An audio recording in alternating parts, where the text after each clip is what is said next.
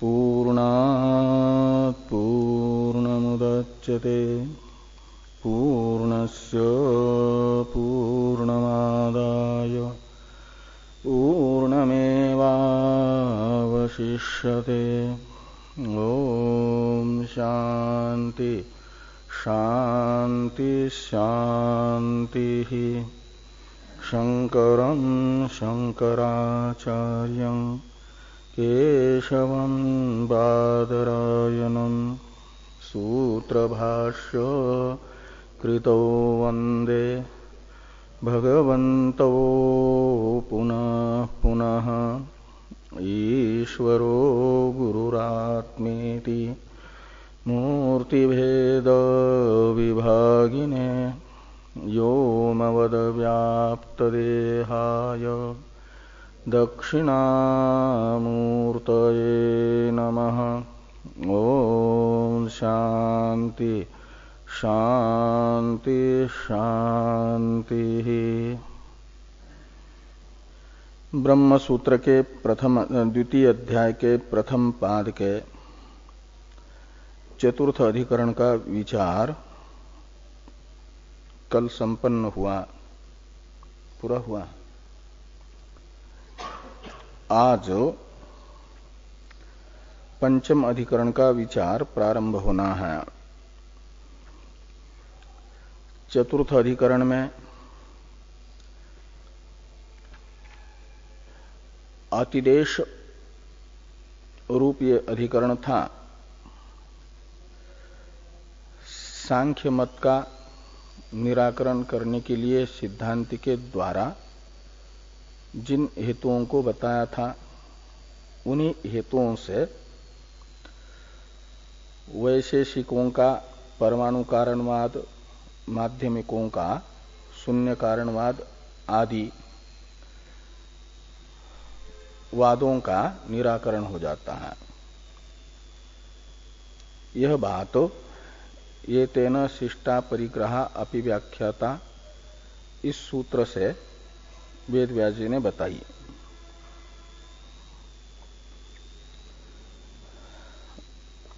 और फिर वेदांत समन्वय पर आक्षेप तर्क निमित्तक ही करने के लिए तीसरा अधिकरण है। पाद का पांचवा अधिकरण और तर्क को निमित्त बना करके वेदांत समन्वय पर आक्षेप करने वाला ये तीसरा अधिकरण है।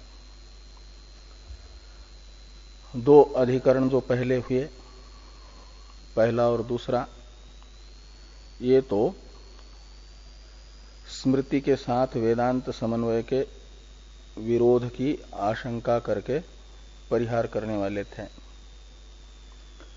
और तीसरे चौथे इन दो सूत्रों में, तीसरे अधिकरण में तो सांख्यों के द्वारा उपस्थापित तर्क निमित्तक आक्षेप का परिहार हुआ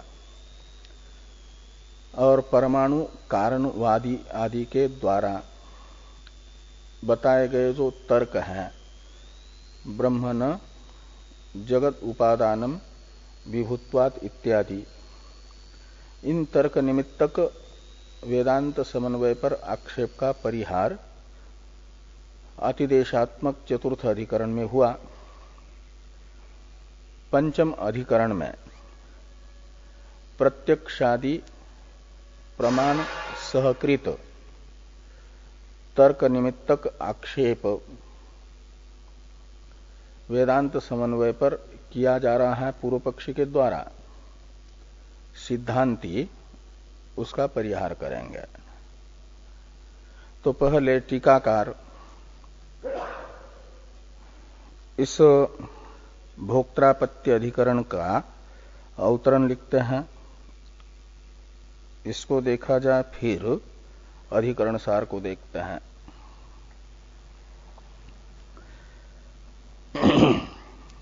या अधिकरण सार के दोनों श्लोकों को अपनी पद्धति के अनुसार पहले देख लिया जा, फिर विस्तार से भोक्त्रापत्ति अधिकरण का जो स्वरूप भाष्य तथा टीकाकार ने बताया है उस पर विचार करते हैं। तो अधिकरण सार के दोनों श्लोकों का पहले उच्चारण किया जाए। अद्वैतम बाध्यते नो वा भोक्तृभोग्य विभेदतः प्रत्यक्षादि प्रमासिद्धो भेदो सावन्यबाधकः तरंगफेन भेदेपि समुद्रे भेदविष्यते भोक्तृभोग्य विभेदेपि ब्रह्माद्वैतं तथास्तु तत्। अद्वैतं बाध्यते नो वा,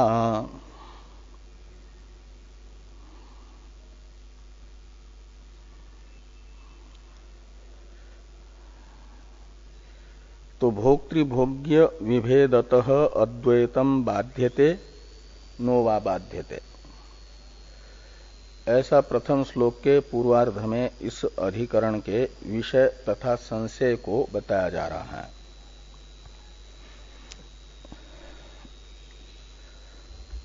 प्रथम अध्याय के द्वारा बताए गए वेदांत समन्वय से सिद्ध जो अद्वैत, वह है इस अधिकरण का विषय, और उसे विषय बना करके ये संशय हो रहा है कि वेदांत समन्वय से सिद्ध अद्वैत का भोक्ता भोग्य आदि जो भेद है तर्क से भी सिद्ध और प्रत्यक्ष प्रमाण से भी सिद्ध। प्रत्यक्ष प्रमाण सहकृत तर्क से सुनिश्चित जो भोक्ता भोग्य आदि भेद है, इस भेद से अभी तक ऐसे ही बोल रहे थे।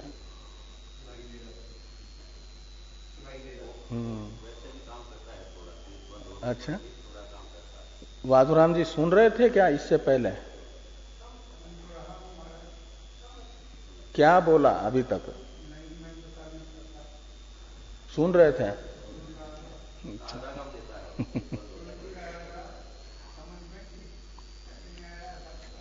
अच्छा,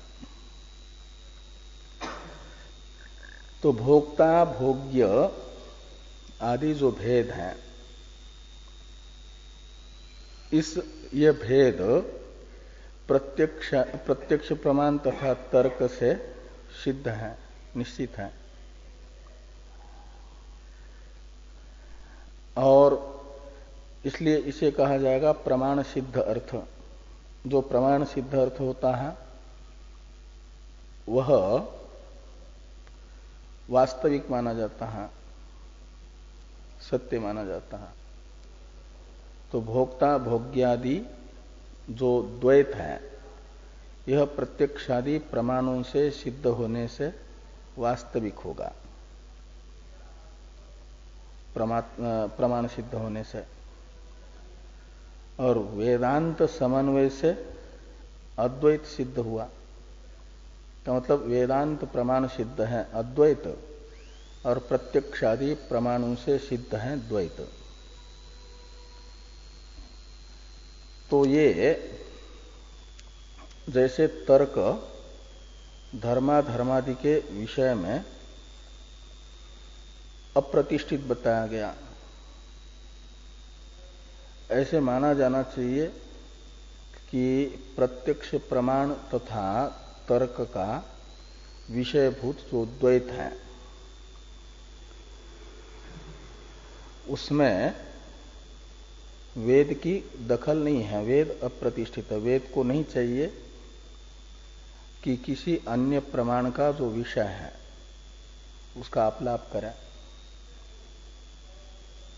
ये वेद को शोभा नहीं देता। वेद को तो प्रमाणांतर के विषय की रक्षा करनी चाहिए, प्रमाणांतर के विषय का अपलाप नहीं।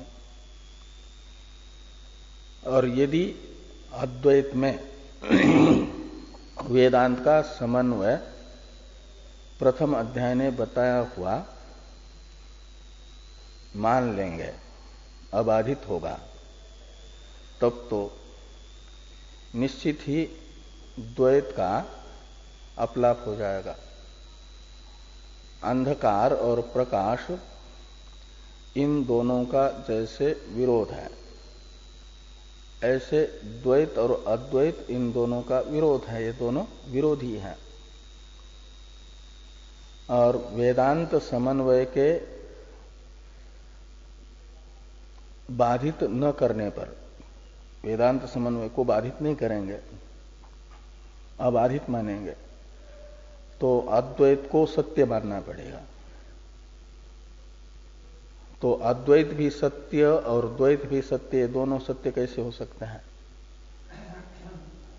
द्वैत और अद्वैत इन दोनों का परस्पर विरोध होने से मानना पड़ेगा वेदांत समन्वय यदि अबाधित है तो फिर द्वैत को बाधित करना पड़ेगा।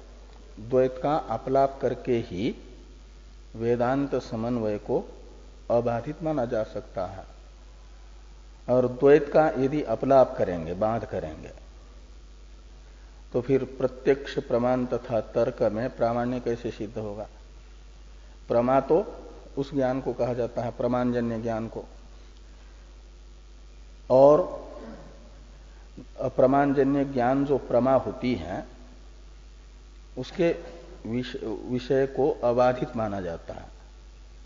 प्रमा का लक्षण है प्रमाणांतर से अनधिगत और अबाधित विषयक ज्ञान को शास्त्रज्ञ लोग प्रमा कहते हैं।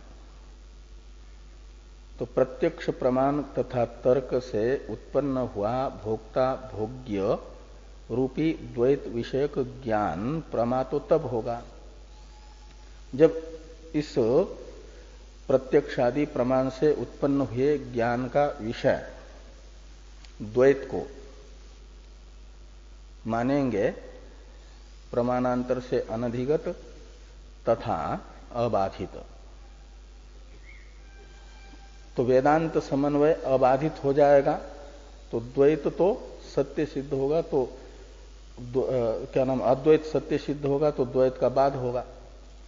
तो फिर प्रत्यक्षादि प्रमाण से उत्पन्न हुआ ज्ञान बाधित विषयक हो गया, तो प्रमा कैसे होगा? तो इसलिए ये मानना चाहिए कि प्रत्यक्षादि प्रमाणों से निश्चित जो द्वैत है वह द्वैत अपनी रक्षा के लिए वेदांत समन्वय सिद्ध अद्वैत का बाधक होगा, पूर्व पक्षी का अभिप्राय रहेगा। इसलिए यहां पर संशय बता रहे हैं, विषय तो हुआ अद्वैत शब्द से ही बताया गया, वेदांत समन्वय सिद्ध अद्वैत है इस अधिकरण का विषय। और संशय है कि अद्वैतम भोक्तृभोग्य विभेदतः अद्वैतम बाध्यते नो वा बाध्यते। ये जो प्रत्यक्षादि प्रमाणों से सिद्ध भोक्ता भोग्य रूप भेद है, इससे वेदांत समन्वय सिद्ध अद्वैत का बाध होता है अथवा नहीं होता। तो इस प्रकार विषय तथा पूर्व पक्ष इसे पूर्वार्ध में प्रथम श्लोक के बता दिया गया। उत्तरार्ध में पूर्व पक्ष बताया जा रहा है।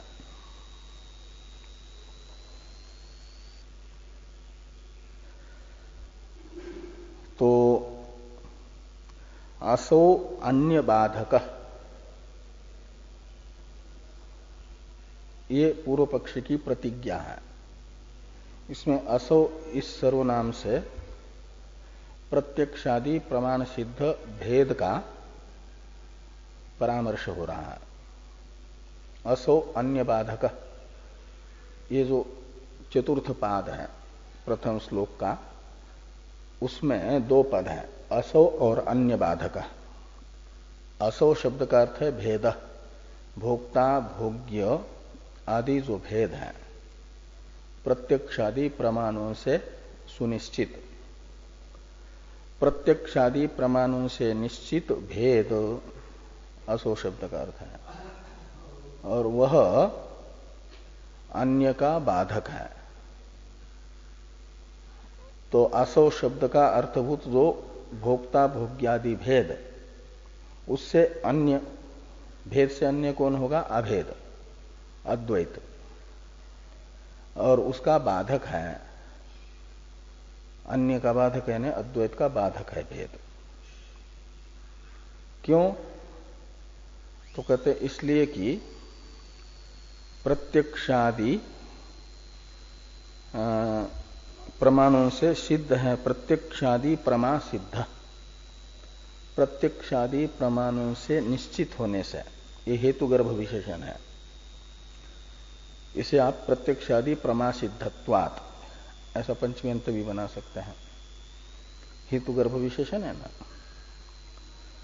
तो प्रत्यक्षादि प्रमाणों से सिद्ध भेद होने से वह अपने विरोधी अभेद का बाधक होगा।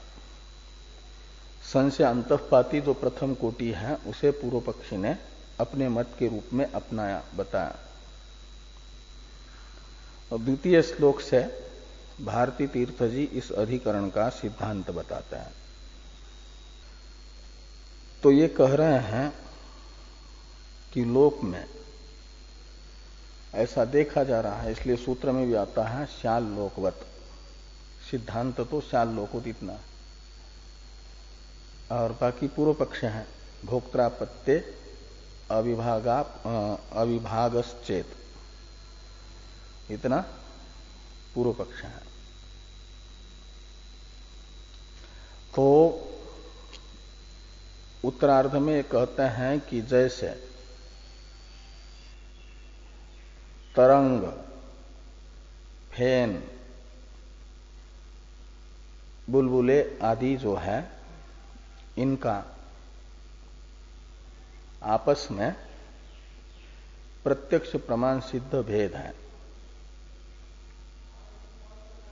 तरंग को कोई फेन नहीं कहता, फेन को कोई बुदबुदा नहीं कहता। तो प्रत्यक्ष प्रमाण से तरंग, फेन, बुदबुदा आदि परस्पर भिन्न है, इनका भेद है, ये प्रमासिद्ध भेद है। तो भी तरंग को भी पानी रूप ही देखता है। तरंग पानी है कि नहीं? और फेन,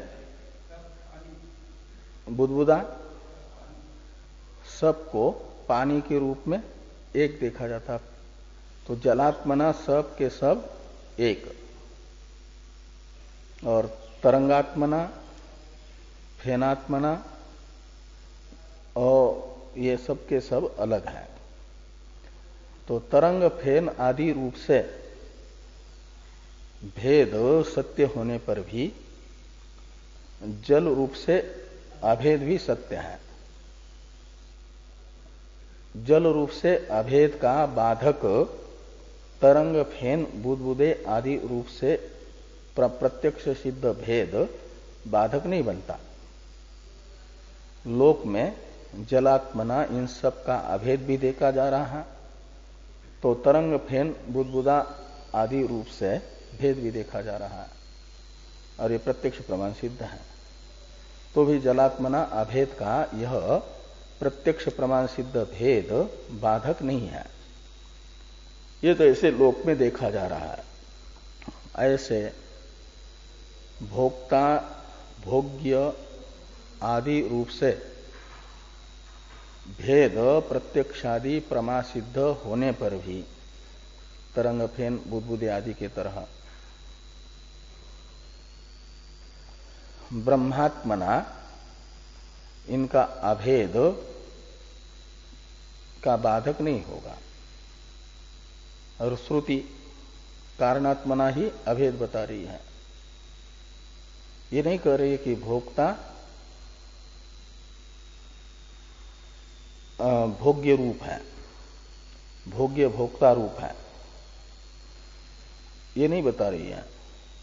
ये कह रही है कि भोक्ता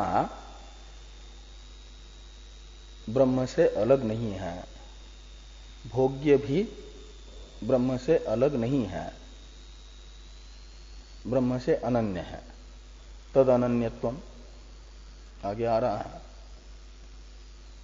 कि ब्रह्म से श्रुति बता रही है कि भोक्ता रूप से भोग्य से अलग होने पर भी ब्रह्म रूप से वह ब्रह्म से अभिन्न है।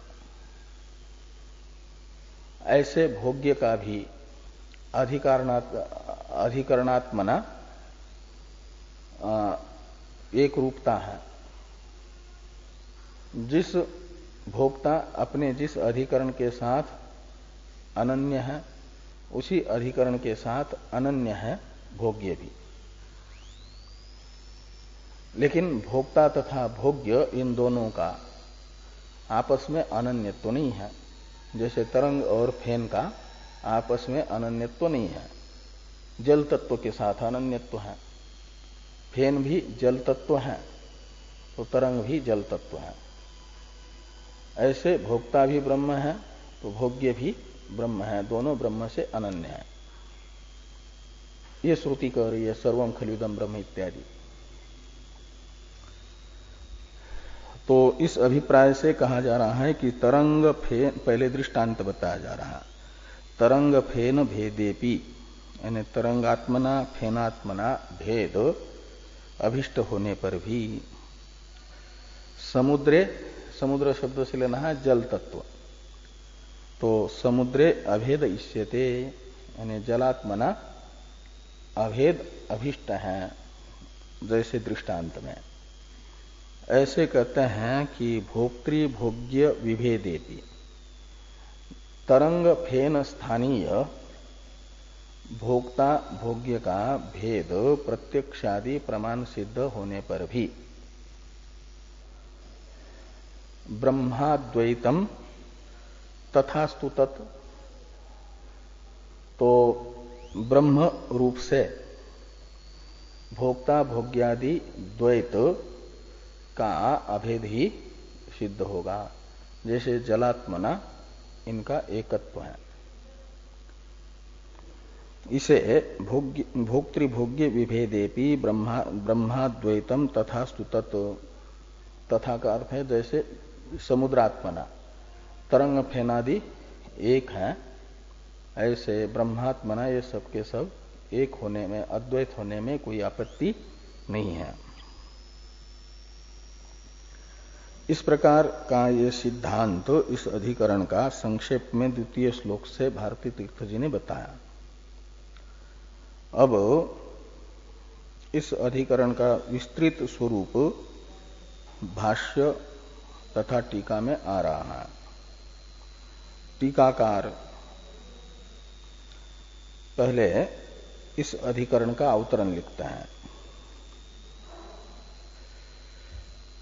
अद्वितीयात् ब्रह्मणो जगत सर्गादिवादी वेदांत समन्वयो विषय स किम यन मिथो भिन्नम तन्न अद्वितीय कारणा भिन्नम यथा मृत तंतुजो घटपटौ इति तर्क सहित भेद प्रत्यक्षादिना विरुध्यते न वा इति संदेह ब्रह्मणि तर्कस्य अप्रतिष्ठितत्वेपि जगत भेदे प्रतिष्ठितत्वात् विरुध्यते इति पूर्व पक्षेति भोक्त्रापत्तेरिति।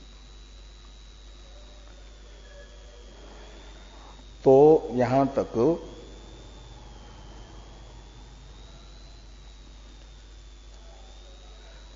तीन अंश को बताया है। पहले विषय बताया कि अद्वितीयाद ब्रह्मणो जगत सर्गादि वादी वेदांत समन्वयो विषय। भोक्त्रापत्ति अधिकरण का विषय है अद्वितीय ब्रह्म से जगत की उत्पत्ति और आदि शब्द से स्थिति तथा लय बताने वाला जो वेदांत समन्वय है।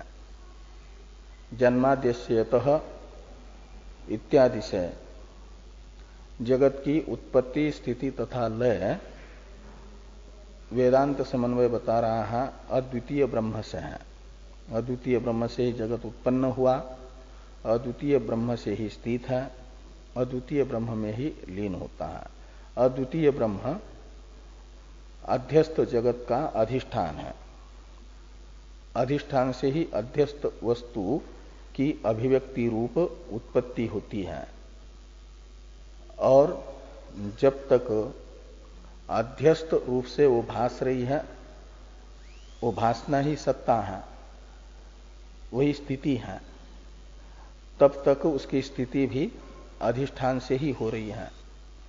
और जब अधिष्ठान का ज्ञान होता है तो लीन भी अधिष्ठान में ही होती है अध्यस्त वस्तु। ऐसे ब्रह्म में अध्यस्त जगत वेदांत समन्वय बता रहा है कि ब्रह्म से उत्पन्न हुआ है, ब्रह्म में स्थित है, ब्रह्म में लीन होता है। तो ये जो अद्वितीय ब्रह्म से जगत की उत्पत्ति स्थिति लय को बताने वाला वेदांत समन्वय है, वह है इस अधिकरण का विषय।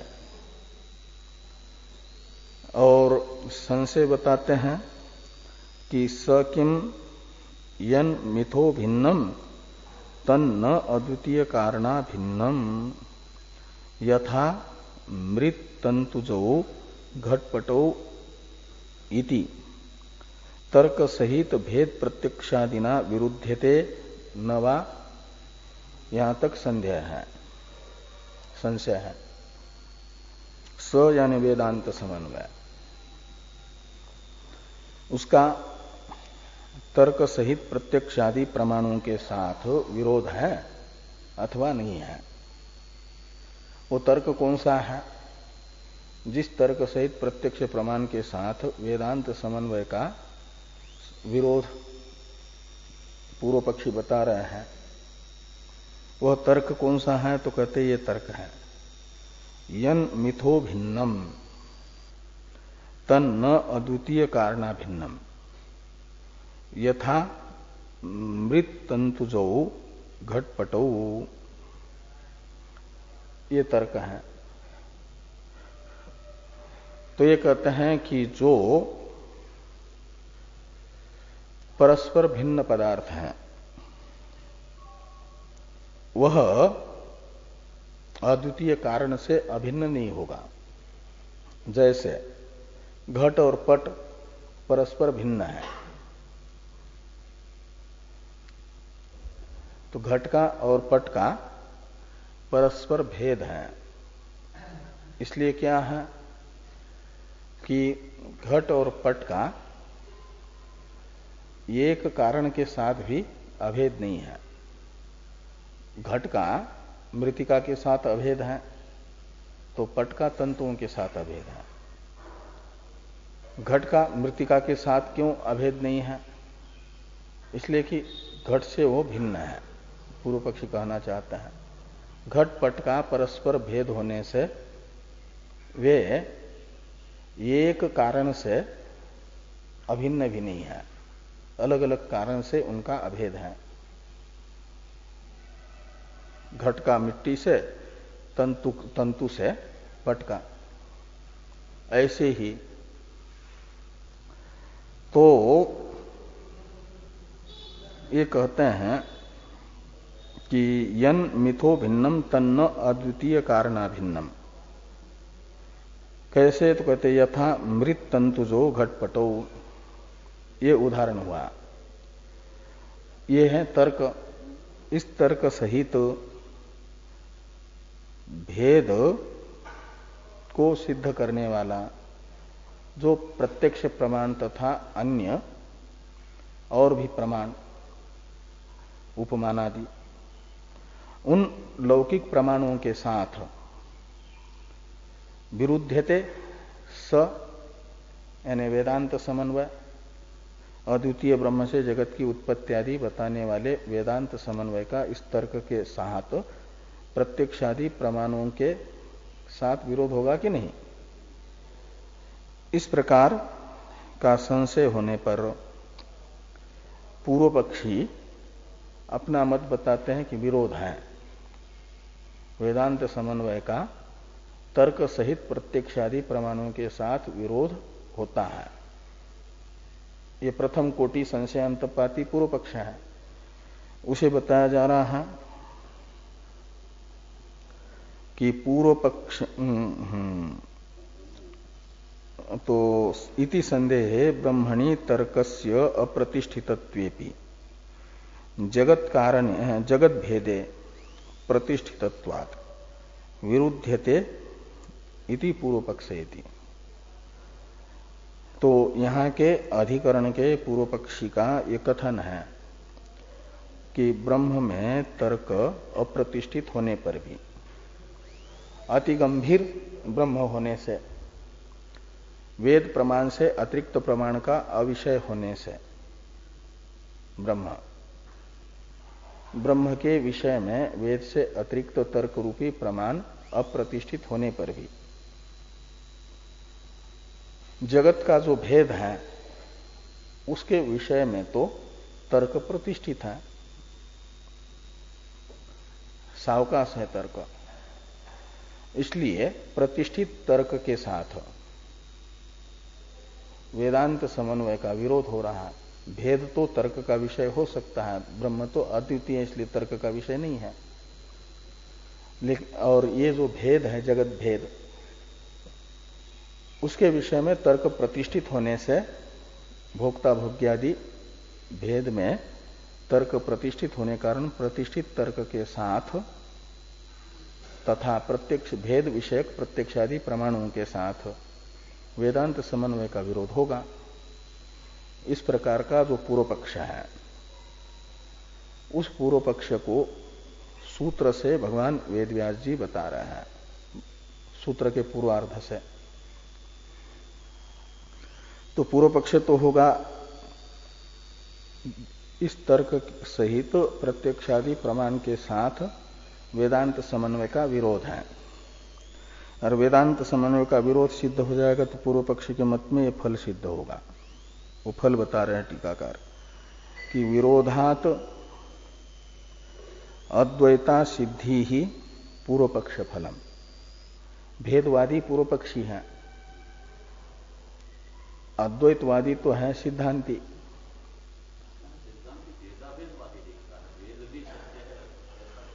नहीं, भेद व्यावहारिक है, भेद व्यावहारिक है। दोनों भेदाभेदवादी तो दोनों को एक सत्ता वाला मानते हैं, और यहां भेद को व्यावहारिक सत्ता, प्रत्यक्षादि प्रमाण सिद्ध भेद व्यावहारिक है क्योंकि वे व्यावहारिक प्रमाण है, और अभेद परमार्थ है। ये तत्वावेदक प्रमाण है वेदांत। इसलिए भेदाभेद, वो जो सत्य भेद मानने वाले हैं, परमार्थ सत्य भेद, वो नहीं। तो विरोधात अद्वैता सिद्धि पूर्व पक्ष फलम, ये पूर्व पक्ष के मत में फल होगा। और सिद्धांते तत्सिद्धि इति भेद, और सिद्धांत में तत्सिद्धि यानी अद्वैत की सिद्धि फल है। अब सूत्र का उच्चारण किया जाए।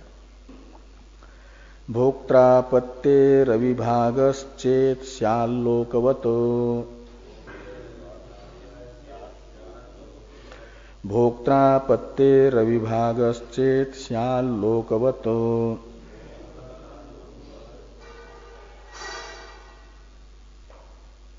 तो 5 पद हैं इसमें।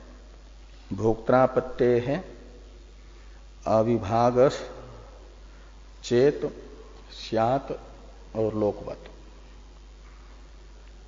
तो ये कह रहे हैं भोक्त्रापत्ते अविभागस चेत, इतना पूर्व पक्ष है।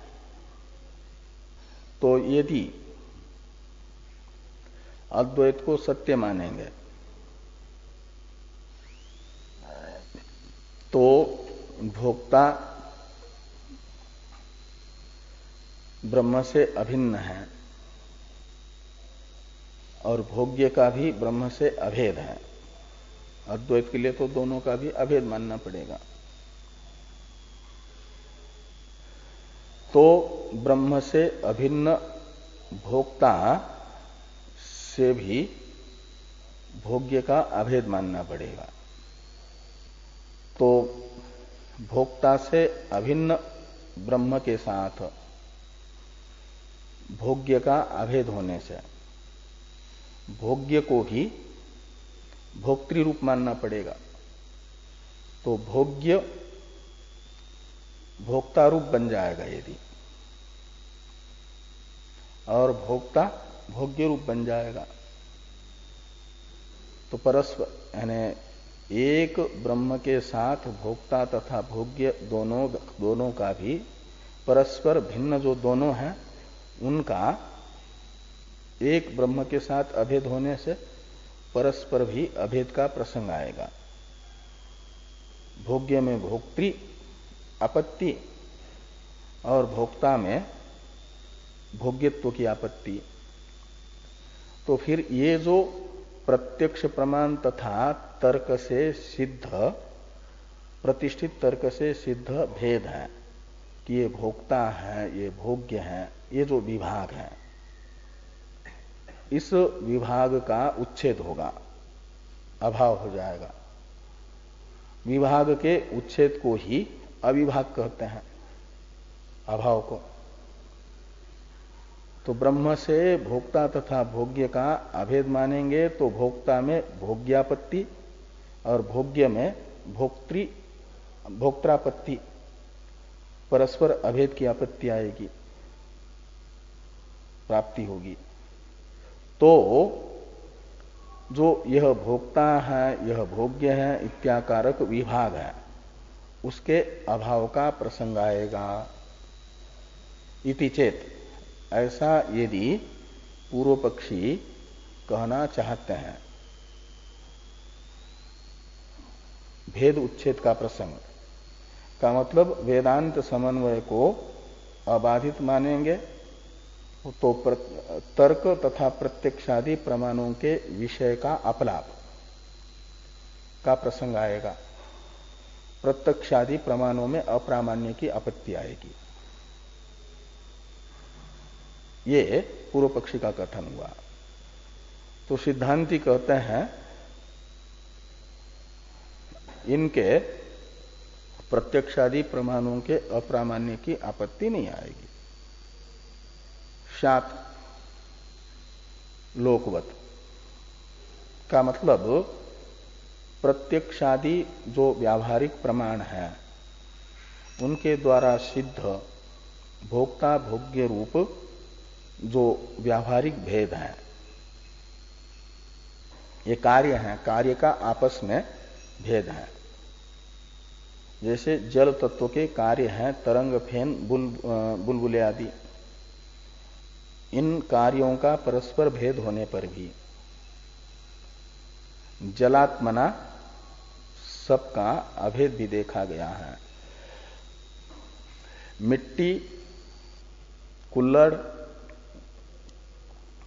घड़ा, कसोरा आदि सब का कारण है। इसलिए घड़े का तथा कसोरे का आपस में भेद होने पर भी मिट्टी के साथ दोनों का भी अभेद, दोनों को भी मिट्टी रूप से स्वीकार कर ही लिया जाता है। कुर्ता, पैजामा, धोती, टोपी आदि रूप से वस्त्रों का परस्पर भेद होने पर भी तंतु रूप से सब के सब एक है। ऐसे भोक्ता भोग्य आदि कार्य रूप से भेद होने पर भी वेदांत कार्य रूप से अभेद नहीं बता रहा, अद्वैत नहीं बता रहा है। ये कह रहा है कि ये सब का सब एक ब्रह्म का कार्य होने से ब्रह्म रूप है। सर्वम खल्विदम ब्रह्म। क्यों? तज्जलानीति, ब्रह्म से उत्पन्न हुआ है, ब्रह्म से ब्रह्म स्थित है, ब्रह्म में लीन होता है। ये सारा आकार प्रकार, विभिन्न आकार प्रकार के रूप से प्रतीयमान जगत, इसलिए ब्रह्म है। भले ही मूर्तिकार ने एक साथ 1 कुंटल सोना गला करके अलग अलग मूर्तियों के सांचे में उसे भर दिया, तो कृष्ण के सांचे में भरा हुआ सोना जब जम गया तो कृष्ण रूप में उस सांचे से निकालेंगे तो भासेगा। शिव की मूर्ति में डाला हुआ सोना जब जम करके सांचे से निकाला जाएगा, शिव रूप में दिखेगा, शक्ति के सांचे से शक्ति रूप में, गणेश रूप में, सब रूप में दिखेगा। रावण के कंस के रूप में भी दिखेगा, यदि कंस के रावण के सांचे में भर करके सोने को निकाल लिया तो राम और रावण एक नहीं है। तो राम के रूप में और रावण के रूप में सोने को देखते हैं कंस, और कृष्ण के रूप में जब तक सोने को देखते हैं तो उस सोने में भेद है। शिव और त्रिपुरासुर के रूप में सोने को देख रहे हैं तो वो भिन्न है, लेकिन उन सब को एक सोने के रूप से देखते हैं तो उनका आपस में कोई भेद नहीं है। स्वर्ण तत्व के रूप में सब एक है, और आकार जो कार्य रूप है उसका, तो कृष्ण कंस नहीं है, कंस कृष्ण नहीं है, त्रिपुरासुर शिव नहीं है, शिव त्रिपुरासुर नहीं है, रावण राम नहीं है, राम रावण नहीं है, ये भेद है। तो कार्यों का परस्पर भेद होने पर भी एक कारण से निष्पन्न हुए राम रावण की मूर्तियां यदि सोना है, सोने से रूप से गृहीत होती है, तरंग फैन आदि कार्य रूप से परस्पर भिन्न प्रतीयमान जलात्मना अभिन्न ग्रहण करने में कोई विरोध प्रतीत नहीं होता है, तो ब्रह्मात्मना सारे जगत को एक रूप में ग्रहण करने में कोई विरोध नहीं होना चाहिए। ये कहा स्यात् लोकवत। तो लोकवत में लोक से लेना यही सब दृष्टांत, तरंग फेन का ले लो या मूर्तियों का ले लो, घटपटादियों का ले लो। इसी प्रकार का सूत्रार्थ भाष्यकार भगवान बता रहे हैं। इस पर चर्चा हम लोग कल करते हैं।